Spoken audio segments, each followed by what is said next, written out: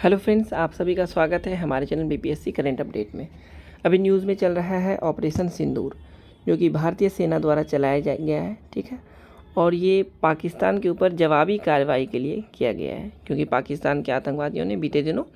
पहलगाम में पर्यटकों पर बहुत ही क्रूरता से आतंकी हमले को अंजाम दिया था। इस करंट न्यूज़ के माध्यम से हम लोग इतिहास में चलेंगे और एग्ज़ाम पॉइंट ऑफ व्यू से ये जानने का प्रयास करेंगे कि भारत और पाकिस्तान के बीच प्रमुख युद्ध जो हुए हैं उसके क्या परिणाम हुए, उसका मुख्यतः कारण क्या था और ये कब कब हुआ। ठीक है, तो सबसे पहले हम लोग चलते हैं 1947-48 में,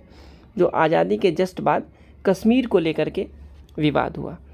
यानी कि जो कश्मीर प्रांत था भारत का, ये अपने आप में अनिश्चित था कि मुझे पाकिस्तान के साथ जाना है या फिर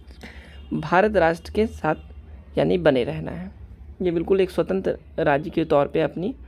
संप्रभुता चाहते थे, और इसका फ़ायदा उठाकर पाकिस्तानी सेना ने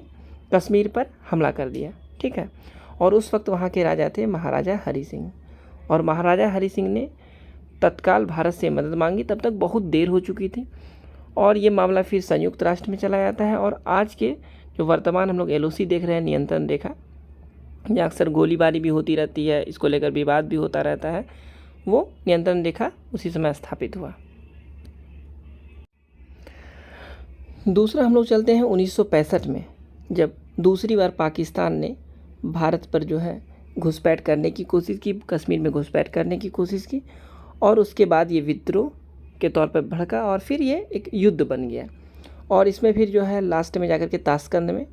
जो कि वर्तमान कजाकिस्तान में है, ताशकंद में समझौता हुआ, और जो पुरानी स्थिति बनी हुई थी भारत और पाकिस्तान के बीच सीमा रेखा को लेकर,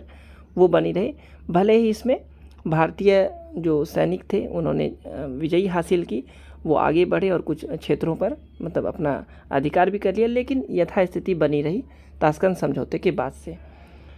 इसके बाद हम लोग चलते हैं 1971 में, जो बांग्लादेश को लेकर के, जो बांग्लादेश जो पहले पूर्वी पाकिस्तान के रूप में जाना जाता था, है ना, तो वहाँ पे वो लोग स्वतंत्र होना चाहते थे। पाकिस्तान की दमनकारी शासन व्यवस्था से, वहाँ की राजनीति से ये लोग भी परेशान थे, और वो अपना बंगाली स्वतंत्रता आंदोलन चलाते हैं और पाकिस्तानी सेना के खिलाफ़ लड़ते हैं, जिसमें भारत जो है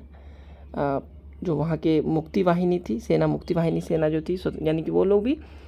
कह सकते हैं कि एक तरह से स्वतंत्रता के पक्षधर थे मुक्ति वाहिनी, और बांग्लादेश को मुक्त करवाना चाहते थे पाकिस्तान से।